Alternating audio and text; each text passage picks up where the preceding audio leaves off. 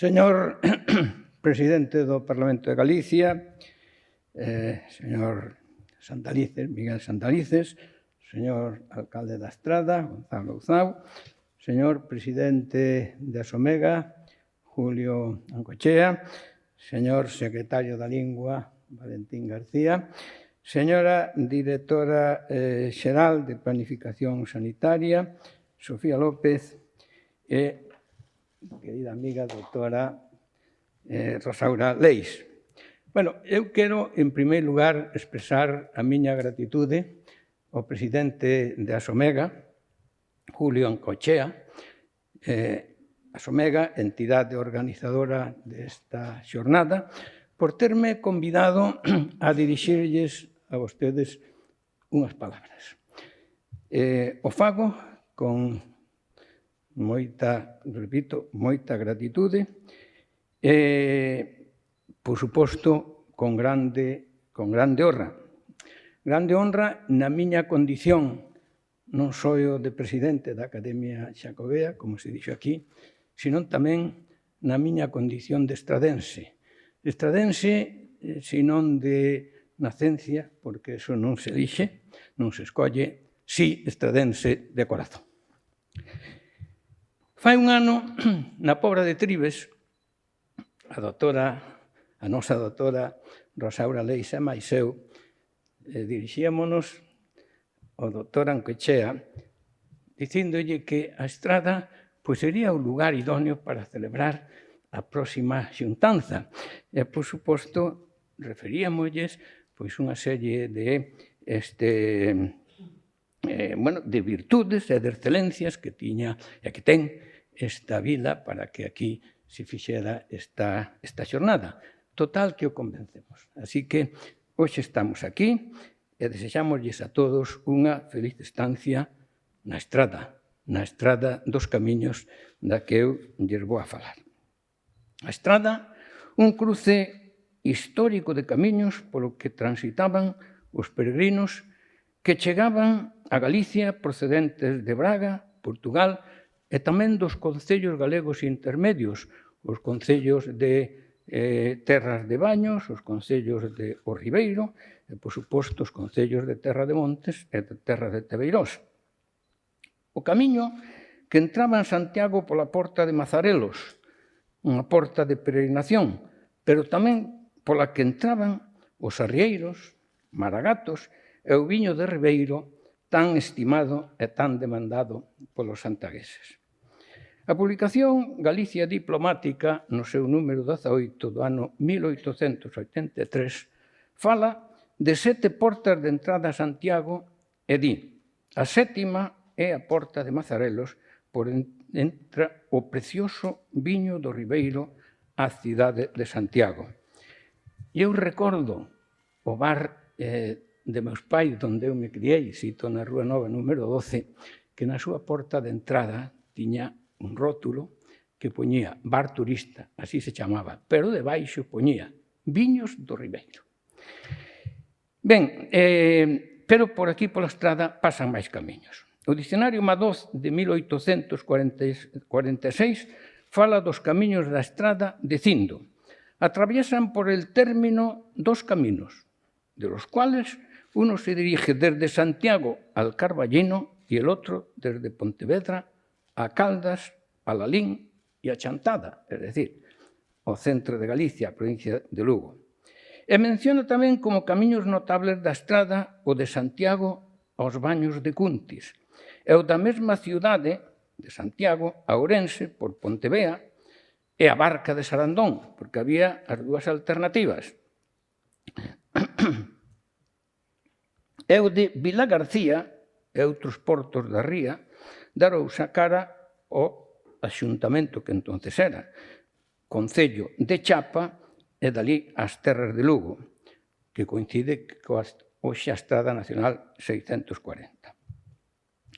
A Carta Xeométrica de Galicia, o mapa de Fontán, que todos coñecemos, publicada por Domingo Fontán en 1845, reflexa 8 principais vías ou camiños reais que chegaban a Compostela a mediados do século XIX.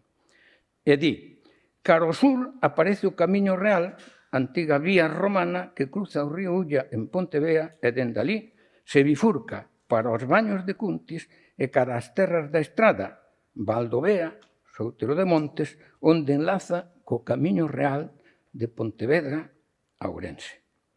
Pero tamén a intelectualidade, a literatura e a comunicación se fan eco dos camiños que pasan pola Estrada.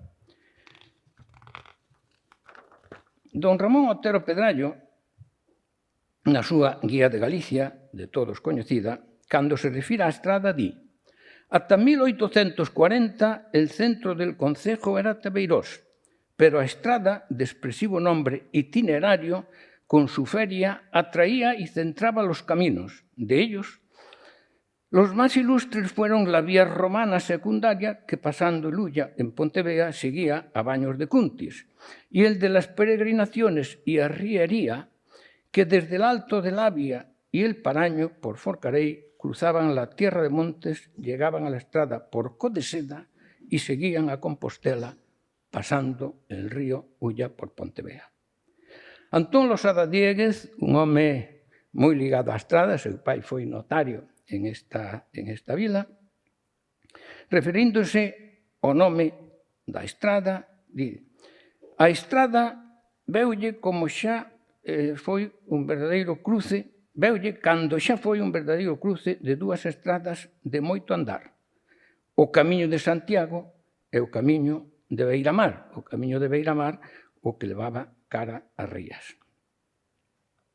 Álvaro Cunqueiro, no seu artigo publicado no Faro de Vigo en 1954, escribe: a estrada por donde subimos a la estrada, alta y fría, subía el romano a curarse el reumatismo en Cuntis y bajaba el peregrino hacia Compostela. El periódico El Emigrado, precisamente daqui da Estrada, no seu número 16 de novembro de 1931, di: la Estrada está situada en una espléndida meseta estratégica al oeste del valle de Tabeirós.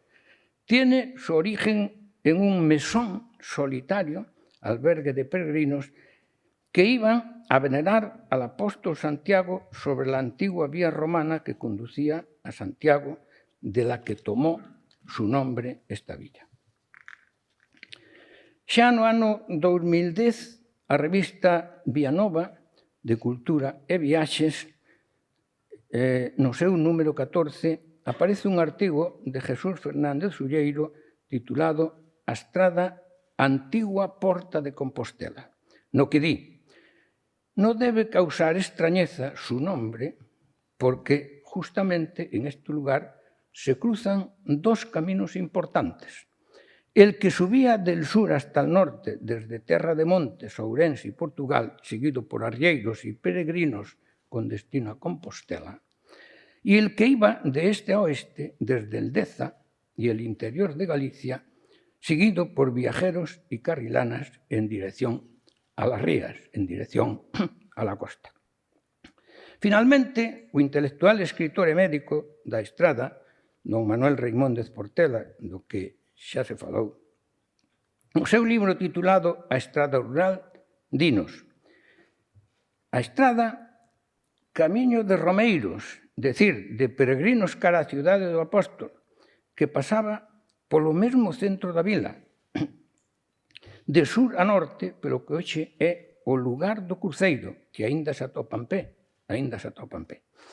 seguido pola Casa Grande de Figueroa cara a Pontevea. E eu pregunto, despois disto, alguén pode ter algunha dúbida de que, efectivamente, pola estrada hai un camiño de peregrinación histórico que merece o recoñecimento como ruta de interés? Bueno, esperemos que pronto teñamos ese reconocimento. Pero a punto estivo a estrada tamén de ter outro camiño, en este caso un camiño de ferro. Explícome. No ano 1907, o Concello entonces de Carril, que entonces Carril era concello igual que Vilagarcía, pois donoulle a isla de Cortegada á familia real para que fora destinada para pasar os veráns ali. O certo é que, como consecuencia desa donación, e para que a familia real pudera chegar máis facilmente a Cortegada, prevíase a construción dunha vía férrea que desde Monforte, que era o centro, digamos, o nodo ferroviario de Galicia, desde Monforte pasaba pola estrada e chegaba a Santiago. Na estrada ibas a construir unha estación. Por certo, que teño que dicir que sin moito entusiasmo por parte de moitos estradenses. Bueno, o certo é que esta illa tiña un problema, tiña un foro, e, en consecuencia, pois tardouse moito, en casi 2 anos, en que a donación se fixera efectiva.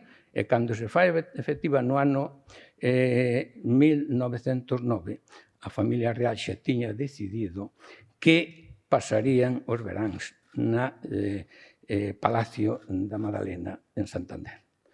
E, polo tanto, a estrada quedouse sin o camiño de ferro. O proxecto fracasou, como digo, pero hai outros camiños históricos tamén importantes e hoxe transitados que, se ven, non pasan polo cruceiro que está na orixe da nosa vila, si pasan e siguen pasando polo territorio do noso municipio.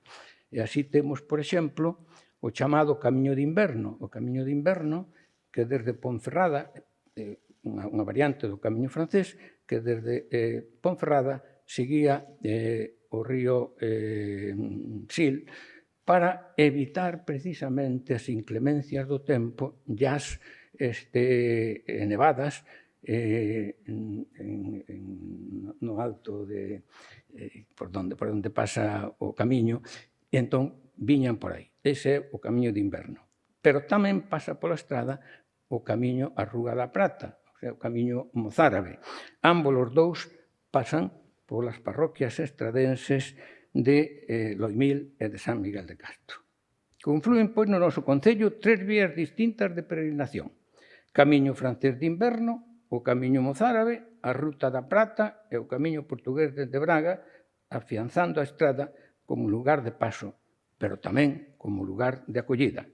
Acollida aos camiñantes, pero tamén acollida aquí, nestas instalacións exemplares en España, a xentes da Policía de toda Galicia para a súa formación, coa mesma amabilidade e xenerosidade que hoxe nos acollen a todos nós nestas xornadas de Asomega. E, por suposto, moitas gracias por elo. Acollida ao personal de emerxencias de Galicia, garantía dunha mellor atención nos nosos camiños, nas nosas estradas e nas nosas vilas. E xa remato. Se ben é certo que o camiño da estrada a Compostela sigue tendo hoxe a mesma lonxitude, tamén é certo que cada día os estradenses nos sentimos máis preto da capital, da nosa capital, da capital de Galicia, dado que, como xa dixen, aquí están estas importantes instalacións dependentes do goberno galego, en pouco tempo a autovía deixarános a 10 minutos da capital de Galicia, 10 minutos de Santiago, o cal, xa, sin lugar a dúbida, a nosa vila se convertirá na estrada de Compostela e agora sí, ademais, como afirmaba Solleiro, será a porta de Compostela. Moitas grazas.